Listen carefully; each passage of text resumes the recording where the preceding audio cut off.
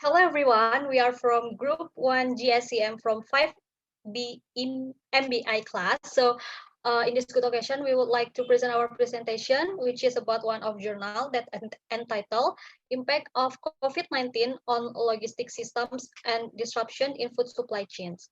Okay, before we start, let me introduce the member of this group. So first, my name is Devi Kusumayanti, absent number 2, and Shakina Subhan, absent number 7. Bagus, Alit, Putra, Pidada, absent number 13. Widani, Arthasari, absent number 17. And Analko, absent number 26. Okay, to cut the time, let's start the presentation from the first topic. It's about COVID-19 economic impact. Okay, the first. Next. The transmission of the COVID-19 has occurred easier than other infections. Social distance has been recommended by the WHO to control the spread among the public with the imposition of necessary lockdown. Lockdown cannot be considered as a permanent solution for a long run from an economic and social perspective. Next. In the post-lockdown period, the sector shown in outer circle of figure 1 can be considered as economic booster because of the abundant contribution in GDP and employment generation. For example, hospitality 42 million jobs, automobile 1 million, textile 45 million, IT 40.2 million, and construction 60.42 million. A linkage is provided by micro, small, medium enterprises and large enterprises because of their ubiquitous involvement in all the sectors. To overcome the destructive situation, the manufacturing system and supply chain should be agile and resilient by performing better and efficiently. Next. In figure 2, triangle A and B depicts CCRT with the severity of the extent of A and B, respectively, by considering the same damping rate because of halt on supply chain and logistic activities.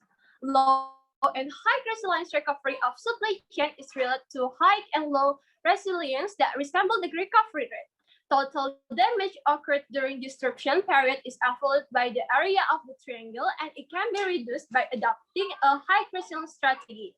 An increment in the damping time is caused due to lockdown extension, and similarly, recovery time is affected with the adoption of the low resilience A, and the area of the triangle is expanded by both factors. And next will be continued by Devi. Okay, the first that I will talking about healthcare supply chain and medical equipment distribution. The main strategy to avoid transmission of COVID-19 infection is through social distancing and the use of masks and sanitizers. There is enormous pressure on the healthcare supply chain as the general public needs masks and cleansers. This results in a shortage of supply as the company was unable to meet the growing demand. So it makes automotive manufacturers turn to manufacturing medical equipment to meet such a huge demand. Okay, next. Okay, the second one is about truck drones delivery system for quarantine zone. During quarantine, a concerning issue of delivering essential items in severely affected zones has been observed. Therefore, a truck synchronized delivery system is recommended that can be utilized in highly infected regions, as it helps in maintaining social distance.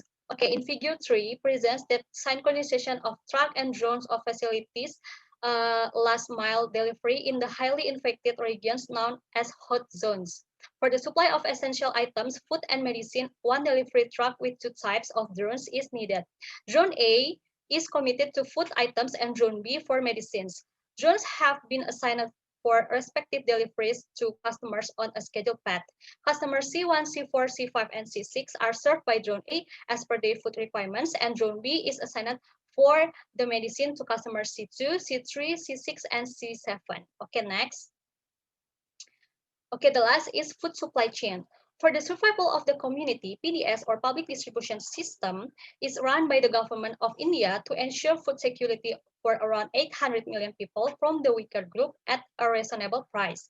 Okay, as shown in figure 4, in lockdown, several types of concerns related to transportation service, truck and local transport, like absence of loading and unloading labor and shutdown of offices are faced by the PDS network.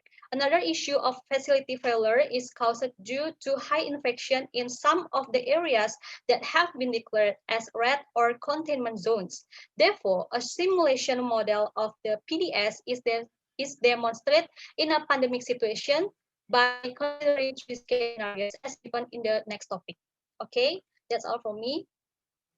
Will be continued by my friend. Okay, I will continue the presentation.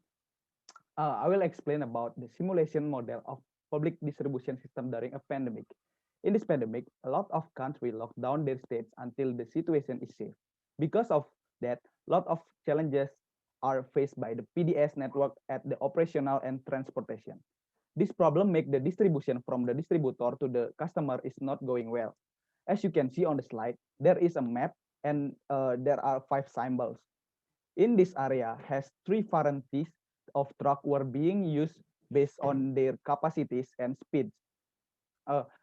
In the purpose simulation models, supply of rice and wheat are only examined. Otherwise, sugar, tea, mustard, oil, and kerosene are also necessary items served by the PDS. Throughout the network, transportation cost is constant as 0.29 US dollar per kilometer kilograms, and it is assumed that's no disruption occur during transportation activities. We will show the result from the any logistic software.